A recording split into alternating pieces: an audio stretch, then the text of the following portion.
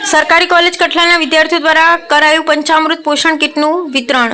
સરકારી વિનયન અને વાણિજ્ય કોલેજ કઠલાલના IQAC NSS અને NCC વિભાગના સંયુક્ત ઉપક્રમે એક્સટેન્શન એન્ડ આઉટરીચ પ્રોગ્રામ અંતર્ગત વિદ્યાર્થીઓ દ્વારા કહો કુપોષણ ભારત છોડોના નાદ સાથે દત્તક ગામ અનારા ખાતે સ્થિત તમામ આંગણવાડી તેમજ અનારા પગાર કેન્દ્ર શાળાના બાળકોને ખજૂર, ખારી સિંગ, ખારા ચણા, રાજગરાના લાડુ અને સિંગની ચીક્કી ધરાવતી 200થી પણ વધુ પૌષ્ટિક પંચામૃત પોષણ કીટનું વિતરણ કરવામાં આવેલ। પ્રસ્તુત કીટ વિતરણ પ્રસંગે ખેડા લઘુમતી મોરચા પ્રમુખ શ્રી સોહિલભાઈ મલેક, શાળાના આચાર્ય શ્રી મનીષભાઈ પ્રજાપતિ, આંગણવાડી સુપરવાઇઝર જ્યોતિબેન સોની તેમજ આંગણવાડી કાર્યકર બહેનો ઉપસ્થિત રહ્યા હતા।